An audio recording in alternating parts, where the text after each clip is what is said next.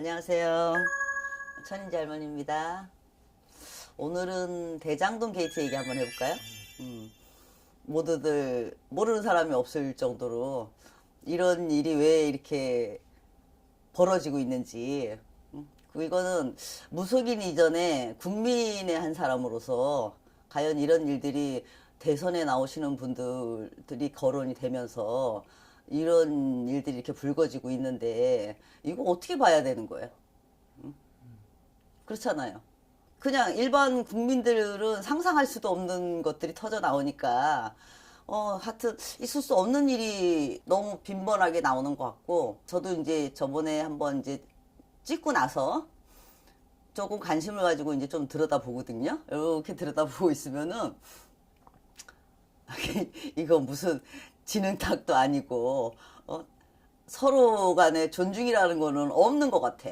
예를 들면 이 오토바이를 타고 승용차를 작은 차를 뭐라도 면허증이라는 게 있고 자격증이라는 게 있잖아요. 그죠?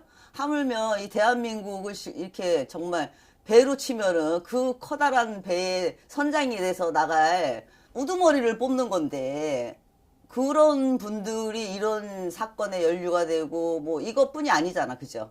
뭐 이것뿐이 아니고 고발 사주 사건부터 시작해서 여러 가지 일들이 뭐 끊임없이 터지기는 있는데, 너무 작은 일이니까 국민들도 사실은 그냥 흘려서 들을 수만 없는 얘기들인 거예요. 이런 얘기들이. 근데 정작 그분들은 어떻게 생각을 하고 계시는지, 그렇잖아요. 다 똑같은 국민인데, 있고 없고 뭐 잘나고 못나고를 떠나서 이거는 국민 한 사람으로 봤을 때 이런 일에 이렇게 거론이 되시는 분들이 대한민국을 이끌어 나갈 선장 노릇을 하셔야 되는 분들인데 이게 말이 되는 소린가. 좀 경각심이 좀 생기더라고요. 정말 국가를 생각하고 국민을 생각하는 그런 분은 없는 것 같아. 한 나라의 원수가 되면은 이 쉽게 자기는 없어야 된다라고 얘기했잖아. 저번 편에서도. 개인은 없어야 되고 정말 자기가 국민을 위해서 모든 힘을 쏟아가지고 배를 끌고 나가야 되는 상황인데 그런 것들이 전혀 없어요. 서로 물고 뜯고 헐뜯고 저런 토론을 하고 싶을까? 그리고 이런 문제들이 대장동 게이트, 뭐 하천대유, 뭐 이런 것들이 상상도 할 수 없는 일이 일어난 거예요, 사실은. 근데 그거를 여자인 저까지, 뭐 어린 애들도 그런 저게 뭐야? 라고 물어볼 정도로 너무나 크게들 이제 부각들이 되고 있으니까 그런 문제에 대해서 나중에 어떻게 되더라도 사실은 거밀같이 얽혀 있는 거거든. 어느 한 누구를 놓고 이거는 얘기할 수 있는 게 아니거든요. 서로 이렇게 얽혀 있단 말이야, 다. 얽혀 있으니까 언젠가는 뭐 지금 같은 수사력으로 수사를 하고 이렇게 뭐 언젠가는 다 밝혀질 일이지만, 과연 이 나라의 대통령이 될 분들이 이런 일에 이렇게 휘말려서 구설이 나고 시비가 생기고 이런 것들은 정말 화가 나는 일. 정말 화가 나는 일이에요. 그리고 대한민국 국민은 대통령을 이건 아니다 싶을 때 정말 임기 기간에도 탄핵을 시켰던 국민들이에요. 그리고 뭐 어느 수사기관보다도 우리 국민수사대가 엄청난 힘을 가지고 있다고 저는 생각하고 있거든요. 팔려면 못 팔 게 없다는 얘기지 이제는. 그래서 나부터도 내년에는 선거를 투표를 해야 되겠다. 응?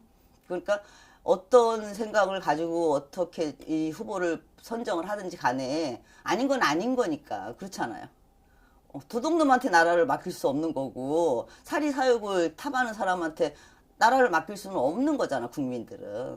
그러니까 정말 어질고 현명하고 공명하신 분들이 이렇게 좀 많이 나와주셨으면 좋겠는데, 이렇게 큰 거 작은 거에 연루가 돼서 이런 분들이 이제 너무 그런 일에 희강겨서 지금 국민들을 어지럽히고 있는 거나 마찬가지거든, 사실. 이렇게 시국이 안 좋은 시국에 걱정을 덜어주는 게 아니라 더 해주고 있는 거지. 과연 이 사람을 찍어도 될까, 저 사람을 믿고 찍어도 될까, 막 혼돈의 시기가 또 오기 시작하는 거라고.